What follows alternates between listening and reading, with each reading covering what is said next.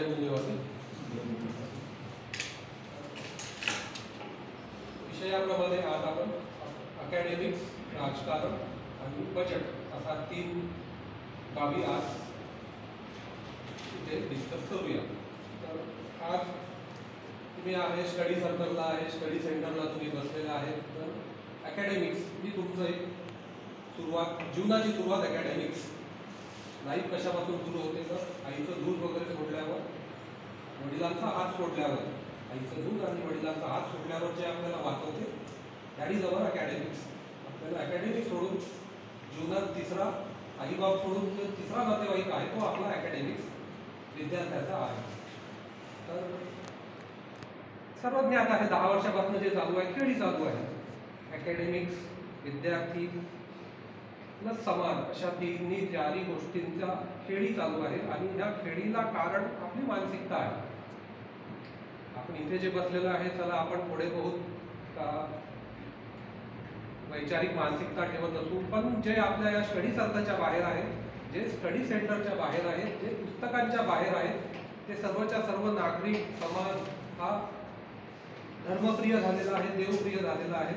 तर त्यानुसार राजकारणी हा त्यांचा आवडीचा जो त्यांची खेळी आहे ती त्यांची खेळी ते खेळत आहे. आणि हे 10 वर्षापासून लगभग 10 वर्षालाही दोष देणं फायदा नाही, तर हे लगभग 50 ते 70 वर्षापासून देशात हे चालू आहे.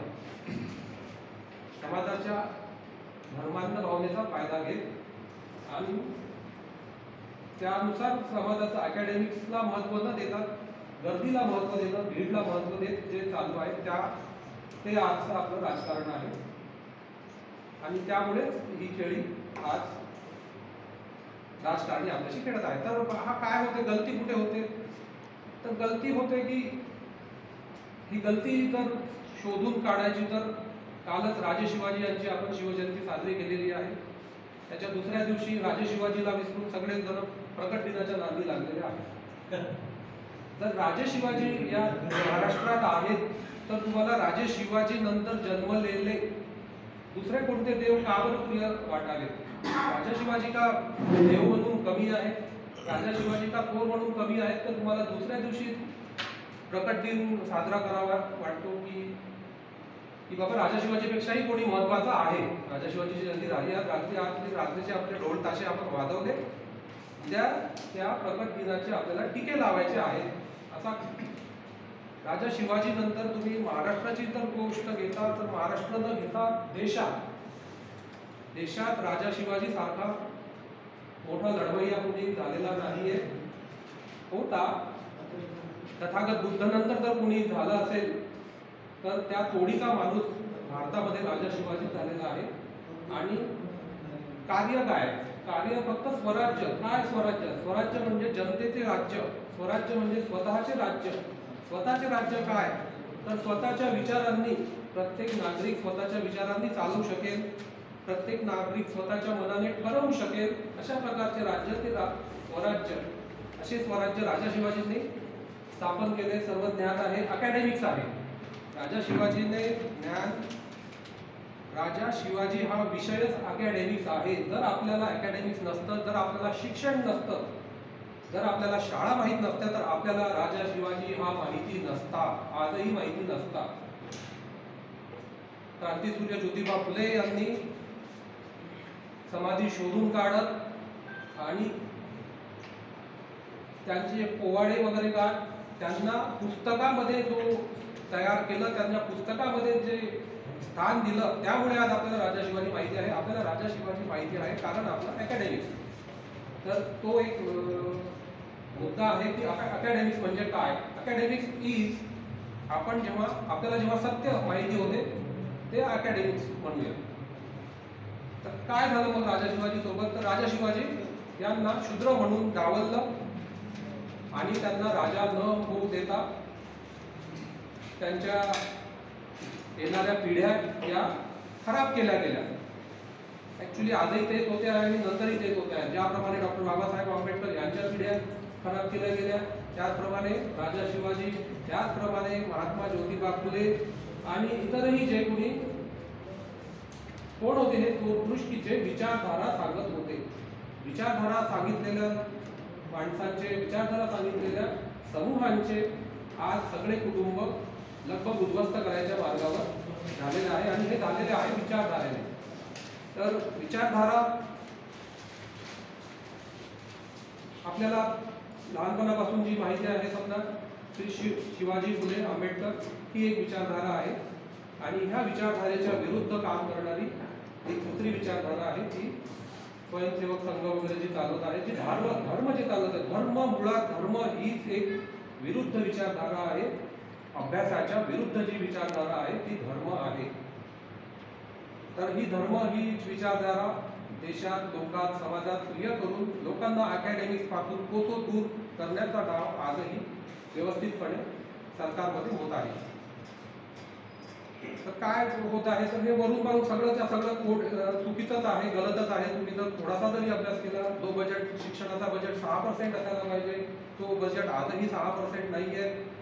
बजेटमध्ये जो विद्यार्थ्यांना लाभ मिळाला पाहिजे, स्कॉलरशिपच्या रूपाने SC ST OBC यांना लाभ मिळाला पाहिजे, त्यामध्ये बजेटमध्ये त्याचं प्रावधान असलं पाहिजे. पण बजेटमध्ये ते प्रावधान न करता बजेटमध्ये इमारती, सॉफ्टवेअर, या सगळ्या कंपन्या त्यांचे यावर खर्च केला जात आहे. का बरं खर्च केला जात आहे? कारण की त्या इमारती, सॉफ्टवेअर कंपन्या सगळं करणारे त्यांचे सगळे सोयरे आहेत. सवर्णांचे सगळे सोयरेंचं कसं भलं केलं जाईल यासाठी हा बजेट वापरला जात आहे. तर सवर्णावरून आता एक आलं की सवर्ण विरुद्ध शूद्र. राजा शिवाजी होते शूद्र आणि त्यांना शूद्र म्हणणारे ते सवर्ण. मी ब्राह्मण लोकांनाही बदनाम करत नाही, पण ब्राह्मण लोकांना जर कुणाला बदनाम करायचं नसेल तर त्यांना सवर्ण म्हणजे काय हे समजावं लागेल. सवर्ण विरुद्ध शूद्र ही लढाई जो आज समजू शकला, शिकू शकला आणि प्रत्यक्षात जीवनात जगू शकला, तो आपलं जीवन काहीतरी यशस्वी झाल्याचा लाभ घेईल.